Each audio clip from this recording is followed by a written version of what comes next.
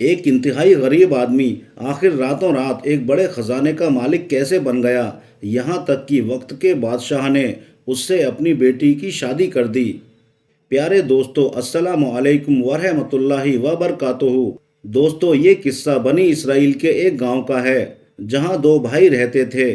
بڑا بھائی توبیس کافی مالدار اور خود غرض انسان تھا، جبکہ چھوٹا بھائی آموس بے حد دیندار، ایماندار اور لوگوں کے ہر وقت کام آنے والا انسان تھا، لیکن بے حد غریب تھا۔ اسے دو وقت کی روٹی کے لیے اپنے ہی بڑے بھائی توبیس کے کھیتوں میں کام کرنا پڑتا تھا۔ ایک رات عشاء کی نماز کے بعد اپنی ٹوٹی پھوٹی چارپائی پر لیٹے لیٹے آموس کے دل میں قدرتی طور پر یہ خیال آنے لگا کہ اس طرح سے کیسے زندگی بسر ہوگی، کل کو اگر نکاح کر لیا تب گزارا کیسے ہوگا؟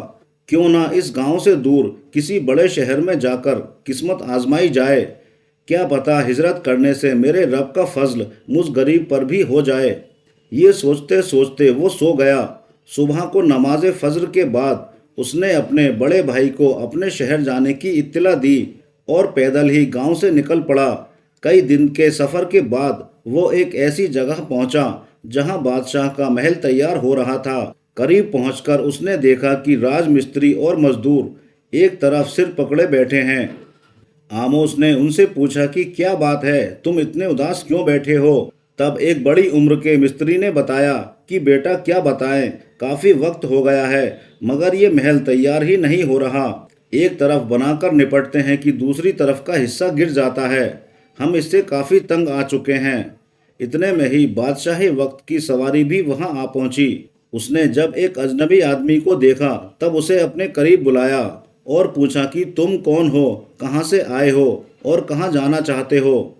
تب آموس نے بادشاہ کو ساری بات بتائی کہ وہ کسی بڑے شہر جا کر اپنی قسمت آزمانا چاہتا ہے۔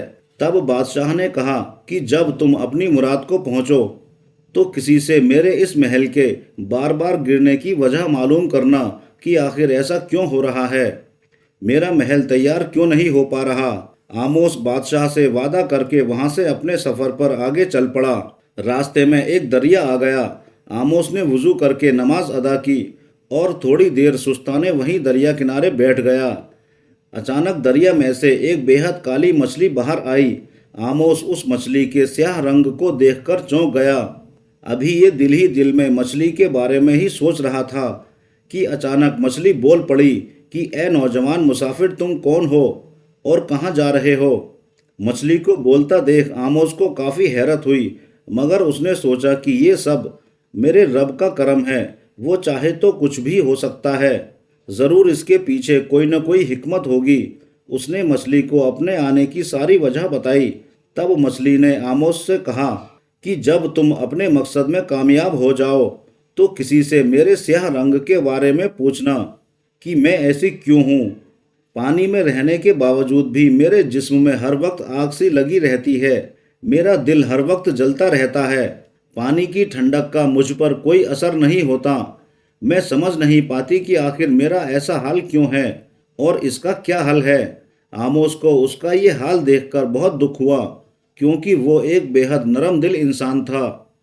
آموس نے مچھلی سے وعدہ کیا کہ تم بے فکر رہو، انشاءاللہ تمہیں اس سوال کا جواب ضرور ملے گا۔ یہ کہہ کر آموس نے تیر کر دریا کو پار کیا اور ایک جنگل میں پہنچا۔ جنگل کافی گھنا تھا، وہاں بڑے بڑے درخت موجود تھے۔ اب آموس کو بھوک لگنے لگی تھی۔ آموس کافی دیر تک کسی پھلدار درخت کو تلاش کرتا رہا۔ آخر کار ایک مقام پر پہنچ کر اسے ایک آلوچے کا درخت ملا جس پر کچے پکے کافی آلوچے لگے ہوئے تھے۔ آموس نے جیسے ہی انہیں توڑ کر کھایا تو وہ بے حد کڑوے تھے۔ آموس نے کچے پکے دونوں طرح کے آلوچے چکھے مگر سب کے سب بے حد کڑوے تھے۔ آموس کو کافی حیرت ہوئی۔ وہ نہ جانے کیا سوچ کر اس درخت کو غور سے دیکھنے لگا اور سوچنے لگا کہ اس نے اپنی پوری زندگی میں ایسا درخت نہیں دیکھا کہ جس کے سارے پھل ہی کڑوے ہوں۔ ابھی آموس یہ سوچ ہی رہا تھا کہ وہ آلوچے کا درخت بول پڑا کہ اے نوجوان مسافر، تم کون ہو اور کہاں جا رہے ہو؟ درخت کو بولتا دیکھ آموس کو حیرت تو ہوئی، مگر اس میں اللہ کی کسی پوشیدہ حکمت کو سوچ کر اس نے درخت کو اپنے آنے کا مقصد بتایا۔ درخت نے کہا کہ آموس، تم ایک اچھے انسان ہو، تم اپنے مقصد کو ایک دن ضرور پہنچو گے۔ جب تم اپنا مقصد پالو تب کسی سے میرے کڑوے پھلوں کے بارے میں پوچھنا کہ ایسا کیوں ہے، جبکہ میں چاہتا ہوں کہ مسافر میری چھاؤں میں بیٹھیں اور میرے پھلوں کو کھا کر لطف اندوز ہوں اور رب کا شکریہ ادا کریں۔ آموس نے درخت سے وعدہ کیا کہ تم فکر نہ کرو، انشاءاللہ کہیں نہ کہیں سے تمہاری اس پریشانی کی وجہ معلوم ہو ہی جائے گی۔ اتنا کہہ کر آموس وہاں سے آگے چل پڑا۔ اب آموس چلتے چلتے جنگل کے بیچوں بیچ پہنچ چکا تھا۔ وہاں کافی گھنے درخت تھے، یہاں تک کہ سورج کی روشنی بھی وہاں نہیں پہنچتی تھی۔ اس کے علاوہ وہاں کافی درندے بھی موجود تھے۔ اگر کوئی انسان وہاں بھولے سے بھی پہنچ جاتا تب وہ درندے اسے چیر پھاڑ کر کھا جاتے تھے۔ مگر آموس نوجوان تھا، طاقتور اور اللہ پر بھروسہ کرنے والا انسان تھا۔ اس نے بسم اللہ کہہ کر آگے قدم بڑھایا۔ کچھ آگے جانے پر اسے ایک جھونپڑی دکھائی دی تو اسے حیرت ہوئی کہ اتنی خطرناک جگہ پر یہ جھونپڑی کیسے ہے۔ خیر، وہ جھونپڑی کے اندر داخل ہو گیا تو اس نے دیکھا کہ ایک سفید داڑھی والے بزرگ انسان وہاں سوئے ہوئے ہیں، وہ بھی اس طرح سے کہ وہ سو بھی رہے تھے اور ان کے منہ پر اللہ کا ذکر بھی جاری تھا۔ نہ جانے وہ کس دنیا میں تھے۔ آموس نے انہیں جگانا چاہا پر وہ نہ اٹھے۔ تب آموس قریب میں ہی زمین پر لیٹ گیا۔ ابھی وہ لیٹا ہی تھا کہ اچانک جھونپڑی کے باہر ایک بہت بڑا سانپ نمودار ہوا۔ آموس اسے دیکھ کر اٹھ کھڑا ہوا کہ کہیں یہ سوتے ہوئے بزرگ کو کوئی نقصان نہ پہنچا دے، میں پہلے ہی اس کو ختم کر دیتا ہوں۔ لیکن جیسے ہی وہ آگے بڑھا اس کا پیر کسی چیز سے ٹکرایا، وہ گرتے گرتے بچا۔ جب اس نے نیچے دیکھا تب ایک سونے کی تلوار وہاں پڑی تھی۔ آموس نے تلوار اٹھائی اور باہر نکل کر اس سانپ کے ٹکڑے ٹکڑے کر دیے۔ اس سانپ کو مار کر آموس جیسے ہی جھونپڑی میں داخل ہوا تب وہ بزرگ نیند سے جاگ چکے تھے۔ آموس نے انہیں سلام کیا اور کہا کہ میں معافی چاہتا ہوں، میری وجہ سے آپ کی نیند خراب ہوئی ہے۔ مگر وہ بزرگ بولے کہ ایسا نہیں ہے، تم نے نیند خراب نہیں کی بلکہ ہمیں ایک گہری نیند سے جگا دیا۔ اگر تم اس سانپ کو نہیں مارتے تو ہم ایسے ہی سوئے رہتے۔ تم نے تو وہ کام کیا ہے جو آج تک کوئی نہیں کر پایا۔ اس طلسمی سانپ نے نہ جانے کتنے لوگوں کو مار کر کھایا ہے، حالانکہ یہ ہم تک تو کبھی نہیں پہنچ پاتا، مگر تم نے اسے مار کر دوسرے افراد کا بھلا کر دیا۔ اب تمہیں اپنے مقصد کو پانے کے لیے آگے جانے کی ضرورت نہیں ہے، تمہیں تو آنا ہی یہیں تک تھا۔ اور راستے میں تم سے لوگوں نے جو جو سوال پوچھوائے ہیں ان کے جوابات سنو۔ بادشاہ کی ایک جوان بیٹی ہے، وہ پکی سچی مومنہ ہے۔ وہ ایک غریب مگر نیک مسلمان سے شادی کرنا چاہتی ہے اور بادشاہ اس کی شادی کسی امیر آدمی سے کرنا چاہتا ہے۔ جب تک وہ بادشاہ اپنی بیٹی کا نکاح اس کی مرضی سے نہ کرے گا تب تک اس کا محل مکمل نہیں ہوگا۔ اور ایسے ہی وہ کالی مچھلی جب تک اپنے دل سے دوسروں کے لیے بغض اور حسد ختم نہ کرے گی اور اللہ کی تسبیح بیان نہ کرے گی جیسے کہ دوسرے جانور کرتے ہیں تب تک وہ ایسی ہی رہے گی۔ اسی طرح وہ آلوچے کے درخت کے پھل کڑوے اس لیے ہیں کہ اس کے نیچے ایک بیش قیمتی خزانہ دبا ہوا ہے۔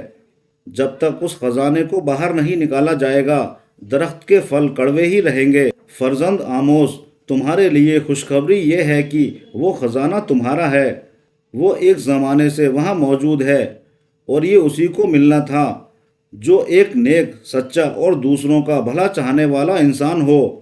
تم نے اپنے راستے میں آنے والے تمام لوگوں کی فریادیں سنی جبکہ تم خود بھی پریشان تھے، مگر تمہارے اندر دوسروں کا بھلا کرنے کا جو جذبہ ہے وہ کسی کسی میں ہوتا ہے۔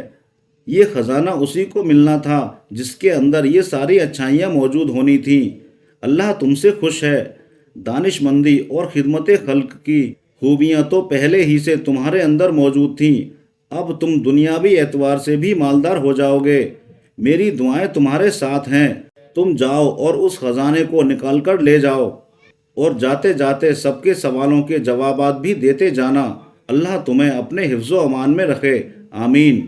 آموس وہاں سے ودا ہو کر درخت کے پاس پہنچا، اسے ساری بات بتائی اور خزانہ نکال لیا۔ درخت نے اسے کافی دعائیں دیں۔ خزانہ سچ میں ہی بیش قیمتی تھا۔